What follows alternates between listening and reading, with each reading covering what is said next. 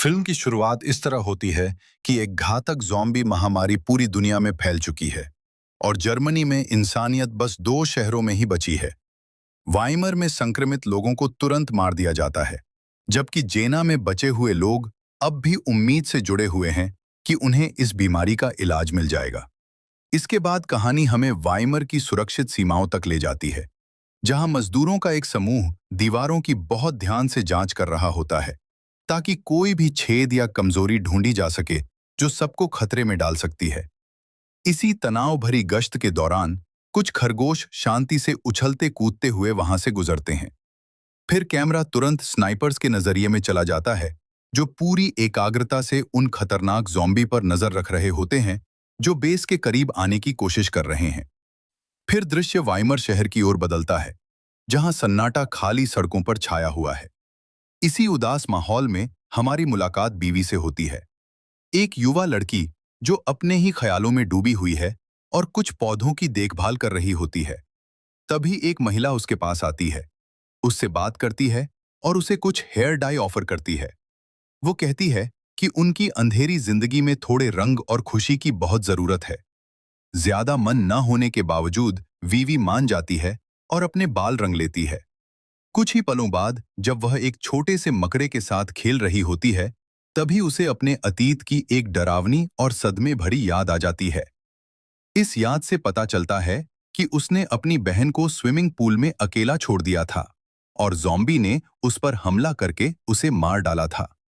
किसी भयानक अपराध बोध से परेशान होकर वीवी दवाइयों का सहारा लेने लगती है। अगले दिन अपनी रोजमर्रा की जिंदगी बदलने की कोशिश में वह शहर की दीवारों की जांच करने वाली मेंटेनेंस टीम में शामिल होने के लिए स्वयं सेवा करती है। रास्ते में उसकी मुलाकात इसाबेल नाम की लड़की से होती है और दोनों जल्दी ही दोस्त बन जाती हैं। इसी दौरान ट्रेनर एवा नए लोगों को समझाती है कि उन्हें ग्रोस का इस्तेमाल काम में भी करना होगा और अपनी सुरक्षा के लिए भी। जब नया समूह पहुंचता है तो एवा खाने बनाने और अपने नाखून रंगने में ज्यादा दिलचस्पी दिखाती है और वीवी और इसाबेल पर खास ध्यान नहीं देती। उसे लगता है कि यह दोनों कमजोर हैं, लेकिन ऊपरी अधिकारियों के आदेश पर उसे उन्हें ट्रेनिंग देनी पड़ती है। ट्रेनिंग के दौरान वीवी और इसाबेल एक ऑटोमेटिक ट्रेन को देखकर हैरान रह जाती है, जो सिर्फ सप्लाई और सामान लेकर जा रही होती है। तभी अचानक शांति टूट जाती है। एक ज़ॉम्बी प्रकट होता है और इसाबेल पर हमला कर देता है। एवा तुरंत दौड़कर उस प्राणी को मारती है और बीमारी फैलने से रोकने के लिए इसाबेल का हाथ काट देती है। उसी समय कमांडर पहुंचती है और एवा को लापरवाही के लिए बुरी तरह डांटती है कि उसने लड़की को बचाने की कोशिश तक नहीं की। वह आदेश देती है कि इसाबेल को मार दिया जाए ताकि पूरे शहर की सुरक्षा बनी रहे। बिना इच्छा के एवा हथियार उठाती है और सबके सामने नई लड़की को गोली मार देती है। यह दर्दनाक दृश्य देखकर बीवी बुरी तरह डर जाती है, लेकिन कमांडर बस इतना कहती है कि सब लोग अपने काम पर वापस जाएं। इस अफरा तफरी के अंत में एवा खुद नोटिस करती है कि लड़ाई के दौरान उसके पेट पर खरोंच आई है, लेकिन वह इस घाव को छुपा लेती है और किसी को नहीं बताती। कुछ देर बाद वीवी खुद को शांत करने के लिए नहाने की कोशिश करती है, लेकिन उसे फिर से अपनी बहन की याद आने लगती है। ज़ॉम्बी हमला और उसका अपराध बोध इतना बढ़ जाता है कि वह कांच के टुकड़े से अपनी जान लेने का सोचती है। तभी नर्स उसे बचा लेती है और शांत होने को कहती है। इसके तुरंत बाद वह भागने की कोशिश करती है, लेकिन दरवाजा बंद होता है।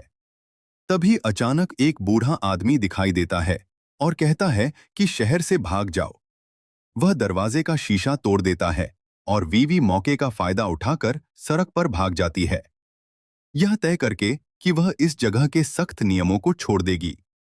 वह रात स्टेशन की एक बेंच पर सोकर बिताती है। अगली सुबह वह छिपकर उस ऑटोमेटिक सप्लाई ट्रेन में चढ़ जाती है जो जेना शहर जा रही होती है। जब वह ट्रेन में जागती है तो देखती है कि एवा भी चुपके से वहीं जा रही है। बीवी तुरंत पछताती है और उतरना चाहती है, लेकिन अचानक ट्रेन बीच रास्ते में बिना किसी वजह के रुक जाती है। एवा समस्या देखने बाहर जाती है, जबकि उसके पेट का घाव उसे और ज्यादा दर्द देने लगता है। लेकिन उसे खराबी का कोई कारण नहीं मिलता। जब वह वापस आती है तो वीवी को शांत करने की कोशिश करती है और भरोसा दिलाती है कि जल्द ही रेस्क्यू टीम आएगी। ये सप्लाई दूसरी सिटी के लोगों के लिए बहुत जरूरी होती है। वीवी को बहुत ज्यादा प्यास लगती है, तो वो पानी पीने के लिए बाथरूम की तरफ चली जाती है। लेकिन वहां खाली जगह में बहुत सारी तितलियां उड़ती हुई दिखती हैं। उधर एवा ट्रेन के आसपास फैले खेतों में टहल रही होती है और आखिर में उसे एक गाड़ी में बंद कुछ ज़ॉम्बी दिखाई देते हैं।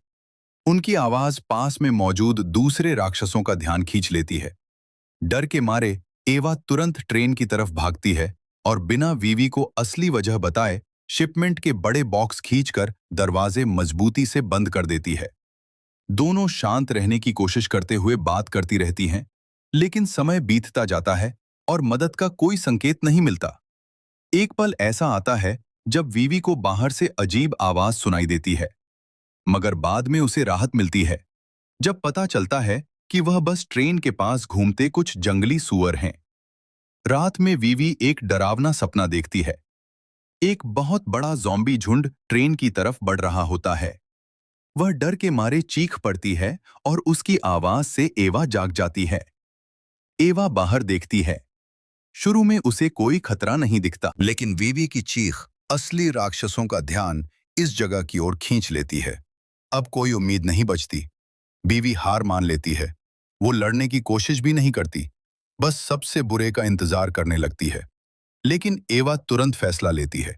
वो बीवी को खींचकर ट्रेन से बाहर ले जाती है और दोनों साथ मिलकर जेना शहर की दिशा में भाग जाती हैं।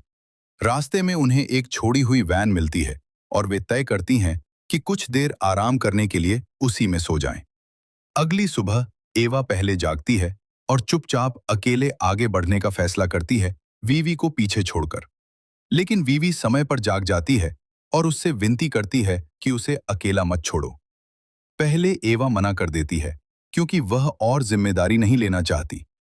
लेकिन जब वो देखती है कि वीवी ने सुबह सुबह उसकी कैमरा मशीन ठीक कर दी, तो वह उसकी इस स्किल से हैरान रह जाती है और साथ चलने के लिए मान जाती है। दोनों पैदल आगे बढ़ती रहती हैं और खाली समय में बातें करती हैं। जब एवा वीवी के अतीत के बारे में पूछती है, तो उसे पता चलता है कि दुनिया खत्म होने से पहले वह कैमरा रिपेयर का काम करती थी। ये छोटी सी बात एवा को भी अपने अतीत की एक दुखद याद दिला देती है, जब उसने अपनी जान बचाने के लिए एक इमारत के बाहर कई निर्दोष लोगों को बंद कर दिया था ताकि ज़ॉम्बी हमले से खुद बच सके। उसे आज भी उस स्वार्थ के लिए खुद पर बहुत गुस्सा आता है। रेल की पटरी पर चलते हुए दोनों को एक लाश मिलती है और एवा देखती है कि उसके हथियार में गोलियां नहीं है। थोड़ी दूर आगे उन्हें ज़ॉम्बियों का एक बड़ा झुंड दिखाई देता है जो जेना से आए रेस्क्यू टीम के लोगों को खा रहे होते हैं। बीबी डर जाती है कि कहीं वो लोग भी ज़ॉम्बी न बन जाएं। लेकिन एवा बताती है कि उन्होंने हमले से पहले खुद अपनी जान ले ली थी ताकि वह राक्षस न बने। इसी पल एक ज़ॉम्बी उनकी गंध महसूस कर लेता है और दोनों को मजबूरन जंगल की तरफ भागना पड़ता है। लंबी और थका देने वाली यात्रा के बाद वे खेतों से गुजरती हैं और एक लकड़ी की इमारत में शरण लेती हैं। वहां एवा अपना नरम दिल दिखाती है और अपना पानी बीवी के साथ बांटती है। रात होते ही वे चौंक जाती हैं क्योंकि उन्हें जंगली जिराफ घूमते हुए दिखाई देते हैं। इस शांत पल का फायदा उठाकर एवा उनकी तस्वीरें खींचती है और अपनी नई दोस्त की भी। वह बताती है कि दुनिया खत्म होने से पहले फोटोग्राफी उसकी सबसे पसंदीदा हॉबी थी। बीवी भी खुलकर अपने दिल की बात बताती है, अपनी बहन के लिए गहरा दर्द और पछतावा। दुख से ध्यान हटाने के लिए दोनों साथ में धीमा संगीत सुनती हैं और फिर सुरक्षित महसूस करते हुए सो जाती हैं। सुबह जब वे उठती हैं तो उन्हें एक ज़ॉम्बी दिखता है जिसने शादी का गाउन पहना हुआ है और उसके चेहरे पर अजीब निशान बने हैं। वह उन्हें महसूस कर लेता है और उनकी तरफ दौड़ता है, लेकिन एवा लकड़ी के टुकड़े से उसे गिरा देती है। एवा उसे पूरी तरह खत्म करना चाहती है, लेकिन बीवी पीछे हटना पसंद करती है क्योंकि वह इतनी कठोर नहीं बनना चाहती। थोड़ी देर बाद उन्हें एक खाली फार्म मिल जाता है और वे मौके का फायदा उठाकर वहां बची हुई कुछ सब्जियां उखा लेती हैं। जब वे बचे हुए लोगों को ढूंढ रही होती हैं, वीवी को पानी में एक लाश दिखाई देती है और तभी उसे एक बंद दरवाजे के पीछे से तेज आवाज सुनाई देती है। जब बीवी दरवाजा खोलने की कोशिश करती है, एवा उसे तुरंत रोक देती है, क्योंकि उसके पेट का घाव अब उसके शरीर को प्रभावित करने लगा है और वह धीरे धीरे राक्षसों जैसा व्यवहार करने लगी है। वह अपनी दोस्त को एक जोरदार थप्पड़ मारती है और बात इतनी बढ़ जाती है कि वह जमीन पर गिर जाती है और वहीं छोड़ दी जाती है। इसके तुरंत बाद एवा दिखाई देती है। वह एक झील के किनारे बैठी होती है। तभी वीवी अपनी दोस्त को धक्का देकर पानी में गिरा देती है। उसी पल झील की गहराई से ज़ॉम्बी एवा पर हमला कर देते हैं। वीवी डर के मारे वहीं जम जाती है। उसके हाथ में पत्थर होता है, लेकिन वह एवा की मदद करने के लिए उसे इस्तेमाल ही नहीं कर पाती। आखिरकार एवा खुद ही पत्थर पकड़कर उस राक्षस को मार देती है और फिर गुस्से में वीवी से बुरी तरह लड़ पड़ती है, क्योंकि उसने उसकी मदद नहीं की। झगड़े के दौरान वीवी एवा को धक्का देती है और उसकी दोस्त के पेट पर संक्रमण के निशान साफ दिख जाते हैं। इतनी सारी बातों के बाद दोनों अलग अलग रास्तों पर चलने का फैसला कर लेती हैं। अकेली रह गई बीवी पर फिर से हमला होता है और वह लगभग मर ही जाती। लेकिन तभी एक रहस्यमयी औरत उसे बचा लेती है, जो जंगल में रहती है, और उसके चेहरे पर वही निशान होते हैं जैसे उस दुल्हन वाले ज़ॉम्बी के थे। वह औरत वीवी के साथ बहुत नरमी से पेश आती है और उसे अपने झूले पर सोने और सुरक्षित आराम करने का मौका देती है। रात में वीवी को फिर अपनी बहन का भयानक सपना आता है। अपराध बोध इतना गहरा है कि उसकी जीने की इच्छा ही खत्म होने लगती है। वो अपने ऊपर हथियार चलाने की कोशिश करती है, लेकिन किस्मत से उस हथियार में गोलियां नहीं होती। तभी जंगल में रहने वाली वही औरत फिर सामने आती है और बीवी को समझाती है कि उसी हिम्मत का इस्तेमाल जीने के लिए करें, हार मानने के लिए नहीं। वो उसे अपने बगीचे में ले जाती है और ताज़ा खाना खिलाती है। दुनिया और इंसानों की गलतियों पर बात करने के बाद वीवी टहलने निकलती है और उसे एवा जमीन पर बेहोश पड़ी मिलती है। जंगल वाली औरत तुरंत आती है, अपना खाना एवा को देती है और उसे होश में लाने में मदद करती है। मदद मिलने के बावजूद एवा का व्यवहार सख्त ही रहता है, लेकिन वो बीवी के साथ आगे चलने का फैसला करती है। औरत उन्हें जाने देती है और वे फिर अपनी यात्रा पर निकल पड़ती हैं। चलते चलते उन्हें अतीत के लोगों की परछाइयां और भ्रम दिखाई देने लगते हैं। बीमारी के पहले असर उनके दिमाग पर दिखने लगते हैं। जब वे एक बांध पार करने की कोशिश करती हैं, तभी ज़ॉम्बियों का बड़ा झुंड उन पर हमला करने आ जाता है। बीवी को बचाने के लिए एवा खुद को ज़ॉम्बियों के हवाले कर देती है और उससे कहती है कि अपनी जिंदगी में कुछ अच्छा जरूर करें। बीवी किसी तरह भाग निकलती है। उसी समय जब राक्षस एवा पर बेरहमी से हमला कर रहे होते हैं। अब पूरी तरह अकेली और टूटी हुई बीवी बिना किसी दिशा के चलती रहती है, जब तक उसे एक घर नहीं मिल जाता। वो जंगल के बीच एक छोड़े हुए मकान में चली जाती है। जगह खाली लगती है, लेकिन अचानक एक अंधा ज़ॉम्बी उस पर हमला कर देता है। लड़ाई बेहद भयानक होती है और आखिर में बीवी अपनी एक आंख खो देती है, लेकिन वह उस राक्षस को मार गिराती है। दर्द से बेहोश होने से पहले उसे फिर वही पल याद आता है जब उसने अपनी बहन को अकेला छोड़ दिया था। जब वह होश में आती है तो उसे एक प्यारा सा कुत्ता दिखाई देता है, लेकिन वह बस चुपचाप खड़ा रहता है।